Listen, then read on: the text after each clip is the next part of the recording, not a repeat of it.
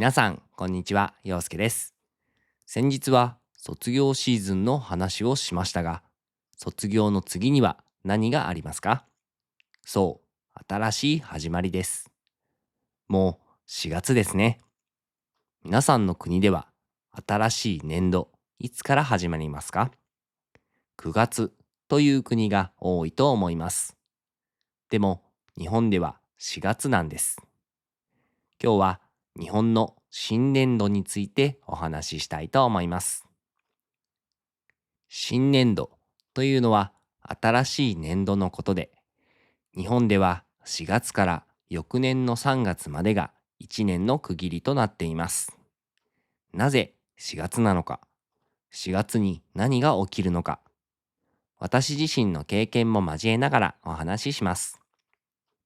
まず、4月の日本がどんな雰囲気なのか、ちょっと想像してみてください。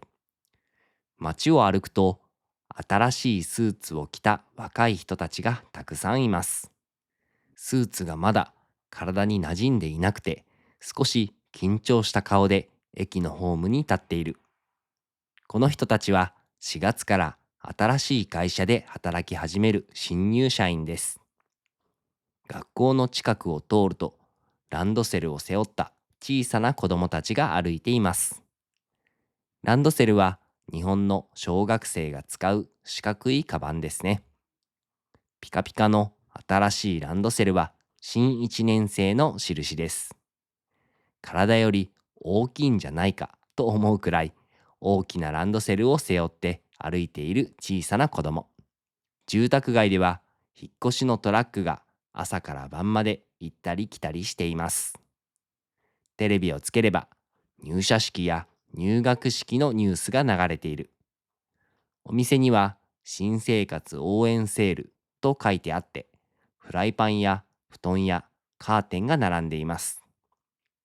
日本の4月は街全体が新しい始まりの空気で包まれるんです。実は私の家も今年の4月は大きな変化があります。娘が小学校に入学するんです。そして息子は6年生になるので、2人が同じ小学校に通うことになります。でも、これ1年だけなんですよね。来年には息子が卒業するので、2人が一緒に通えるのは今年だけです。入学式の日、6年生のお兄さんお姉さんが新1年生を迎えるんです。だから息子が娘を迎える側になる。それはちょっと楽しみなんですが、朝2人分の準備をするのは大変だろうなと今から思っています。日本の4月は1月のお正月とはまた違う意味で、みんなが新しい自分になろうとする月なんです。でも、どうして4月なんでしょう？世界のほとんどの国は9月始まりなのに、日本はなぜ4月なのか。実はこれにはちょっと面白い歴史があるんです。昔の日本、江戸時代には寺子屋という学校がありました。寺子屋というのはお寺で子供たちに読み書きやそろばんを教える場所です。今の小学校のようなものですね。この寺子屋には入学の時期が決まっていませんでした。好きな時に入って好きなだけ勉強する。今とは随分違いますよね。そして明治時代になって日本は西洋の教育制度を取り入れました。学校を作ってみんなが同じ時期に入学して同じ時期に進級する。最初はヨーロッパに合わせて9月始まりだったんです。日本もかつては9月スタートだった。ちょっと意外ですよね。じゃあ、いつ4月に変わったのか。それは明治19年、西暦で言うと1886年です。今から140年くらい前ですね。この年に日本の会計年度が4月始まりに変わりました。会計年度というのは国や会社がお金を計算する1年の区切りのことです。英語で言うと fiscal year ですね。なぜ4月になったかというと、当時の日本の税金の中心はお米だったんです。農家がたくさんいて、秋にお米を収穫する。そのお米を売ってお金に換える。そしてそのお金を税金として国に納める。国はそのお金を使って来年の予算を組む。このサイクルを考えると、1月始まりでは時間が全然足りなかったんです。秋の収穫から予算編成までどうしても数ヶ月かかる。だから4月くらいがちょうどよかった。つまり日本の4月始まりの原点はお米なんです。お米のスケジュールに合わせて国のお金の管理が4月始まりになった。そして学校の運営にも国のお金が必要だから学校も4月入学に変わった。お米がなければ日本も今頃9月始まりだったかもしれません。ちなみに4月始まりの国は世界でもかなり少なくて、日本の他にはインドやパキスタンなどがあるようです。2020年にコロナで学校が長い休校になった時、日本でもこの機会に9月入学にしようという議論が出ました。でも結局実現しませんでした。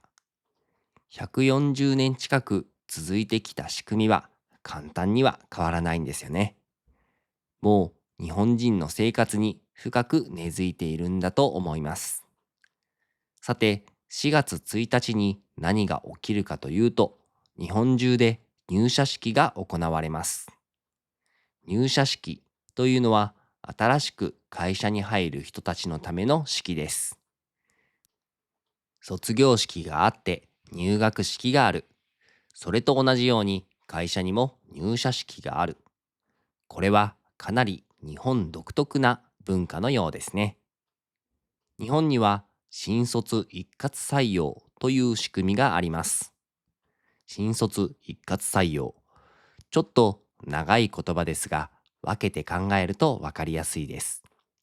新卒は学校を卒業したばかりの人。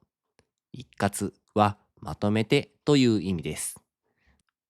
採用は会社が人を雇うこと。つまり大学4年生がみんな同じ時期に就職活動をして、卒業したら4月1日に一斉に会社に入るんです。多くの国ではポジションが空いたら募集して、採用が決まったらすぐ働き始めますよね。でも日本では何百人、何千人という新入社員が同じ日に一斉にスタートする。入社式の日は会社の社長や役員が話をして一つの場所に集まります。緊張した気持ちとワクワクした気持ちが混ざり合う日ですね。そしてそこに集まった同じ年に入った人たちのことを同期と言います。同期というのは同じ時期に入社した仲間のことです。日本の会社ではこの同期のつながりがとても大事なんです。部署が違っても10年経っても20年経っても、あの人は同期だからと言えば通じる。困った時に相談できる特別な関係なんですよね。ここで私自身の入社式の話をさせてください。私は2008年にリクルートという会社に入社しました。リクルートは日本の大きな会社で、求人広告や不動産情報などいろいろなサービスをやっています。今だとインディードというサービスが世界的に有名です。2008年はまだ景気が良かった時期で、リーマンショックが起きる前でした。だから会社も大量に採用していて、私の同期は360人いたんです。360人、すごい数ですよね。入社式の日のことを今でも覚えています。みんな新しいスーツを着ていてキラキラしていました。これから社会人としての生活が始まるんだというあの雰囲気。根拠はないんですが、何でもできそうな気がしていたんです。私もその一人でした。でも現実はそう甘くありませんでした。入社してから半年後、2008年の9月にリーマンショックが起きました。世界的な経済危機です。日本でも倒産する企業が出ました。多くの会社が真っ先に広告費を削りました。広告というのは会社にとってなくても今すぐは困らないものだから不景気になると最初に減らされるんです。私は広告の営業をしていたので直撃でした。営業の目標は前の年の実績をもとに決まります。つまりリーマンショック前の景気が良かった時の数字がそのまま私の目標になったんです。お客さんは広告にお金は使えませんと言っている。でも目標は景気が良かった時と同じ数字のまま。もちろん環境だけのせいではありません。新人で私自身が不甲斐ないところもたくさんありました。提案の仕方もわからない。お客さんとの関係の作り方もわからない。環境のせいにしたい気持ちはありましたが、自分の力不足も感じていました。そして3年間ほとんど目標を達成できなかった。これは正直かなり苦しかったです。毎日数字に追われて結果が出なくて自分に自信がなくなっていく。自分はこの仕事に向いていないんじゃないかと思っていました。そんな中、4年目に異動がありました。異動というのは同じ会社の中で部署や仕事が変わることです。日本の会社では会社があなたは来月からこの部署に行ってくださいと決めることがあります。自分で希望することもありますが、会社が決めることも多い。私の場合は、スーモカウンターという部署に移ることになりました。スーモカウンターは、お店に来たお客さんに住宅の相談をしたり、お店全体の運営をしたり、店舗のスタッフをマネジメントしたりする仕事です。接客、店舗運営、スタッフのマネジメントですね。私にとって人生で初めての接客業でした。営業の時は企業に広告の提案をする仕事でした。でも接客は全然違います。目の前にお客さんがいて、その人の話を聞いて一緒に考える。これが楽しかったんですよね。お客さんがありがとうございますと言って帰っていく。その顔を見ると自分の仕事に意味があると感じられました。営業では3年間ずっと出なかった成果がスーモカウンターでは出るようになりました。自分に向いている仕事ってやってみるまでわからないんだなと思いました。この移動がなかったら私はどうなっていたかわからないです。日本の会社の移動制度が私を救ってくれたんだと思っています。日本語に心機一転という言葉があります。心機一転というのは気持ちを新しくしてやり直すことです。新年度はこの心機一転のタイミングなんですよね。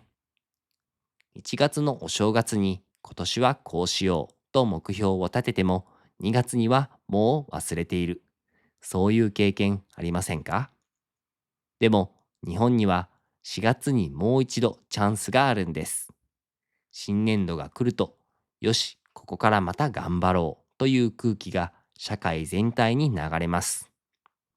自分で選んだ変化もあれば、会社や制度が決めた変化もある。どちらにしても、環境が変わることで自分も変われることがあるんです。私の場合は、移動という制度的な区切りが苦しい状況をリセットしてくれました。自分で変わろうと思って変われることもある。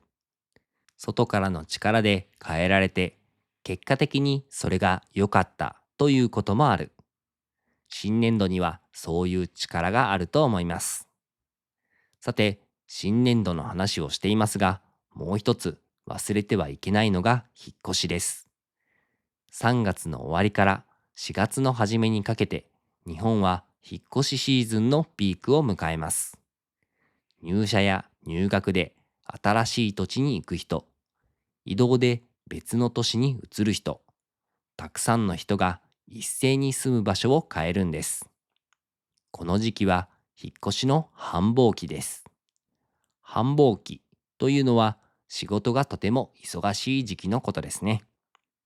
みんなが同じ時期に引っ越したいから、引っ越し業者がものすごく忙しくなる。だから料金も上がって普段の2倍から3倍になることもあるんです。予約が取れなくて引っ越しができないという引っ越し難民という言葉もあるくらいです。私も家族で引っ越しをしようとしたことがあるんですが、最初にもらった見積もりを見て驚きました。70万円だったんです。70万円。家族の引っ越しとはいえ、さすがに高すぎますよね。ここで大事なのが相見積もりです。相見積もりというのは、同じサービスを複数の会社に見積もりをお願いして料金を比較することです。引っ越しの場合、会社によって料金がかなり違います。